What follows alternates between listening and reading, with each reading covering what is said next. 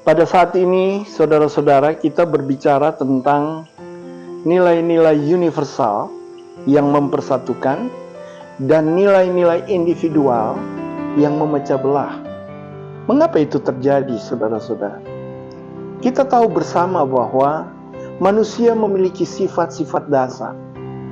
Manusia memiliki memori tentang sifat-sifat Tuhan yang ketika menghadirkan pikiran dan perasaan manusia telah merekam sifat Tuhan itu dan menjadikannya sifat dasar. Sifat Tuhan itu, saudara-saudara, yang disebut sebagai nilai universal. Nilai universal itu adalah nilai-nilai yang terbaca dalam penciptaan alam semesta ini. Universal. Nilai-nilai alam semesta ketika diciptakan. Sebagai contoh misalnya, ketika Tuhan menciptakan atmosfer, itu seolah-olah pencipta menginginkan ada perlindungan bagi seluruh isi ciptaannya. Maka kemudian manusia berpikir, ternyata pencipta alam semesta ini bermaksud untuk melindungi alam semesta atau isi ciptaannya di bumi. Maka dikenallah bahwa si pencipta itu memiliki sifat melindungi. Mengapa dia mau melindungi? Karena dia mengasihi, karena dia mencintai. Ar-Rahman Ar-Rahim, Tuhan yang maha pengasih dan penyayang, Tuhan yang penuh cinta, penuh keikhlasan. Semua keikhlasan, semua yang menyangkut dengan kejujuran digambarkan dalam satu nilai penciptaan sehingga disebut sebagai nilai-nilai universal. Maka itulah yang kemudian menjadi sifat-sifat dasar yang terekam pada memori manusia.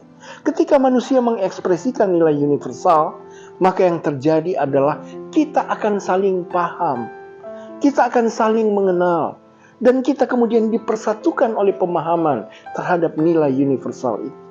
Manusia dipersatukan oleh cinta, manusia dipersatukan oleh kasih, manusia dipersatukan oleh kejujuran dan keikhlasan.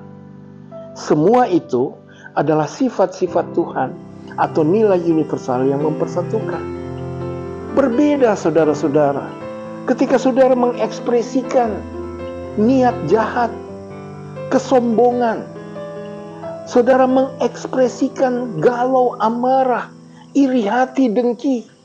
Itu semua, saudara-saudara, akan menghasilkan pertentangan, tolak-menolak. Nilai-nilai individual itu ternyata menghadirkan perpecahan. Maka kita tinggal memilih bagaimana cara kita mempersatukan semua manusia yang ada di depan kita yang tentunya berbeda. Ketika kita mengekspresikan niat jahat, iri hati, dengki, kemarahan, kecemburuan, semua ketika kita ekspresikan kesombongan, maka yang terjadi adalah penolakan.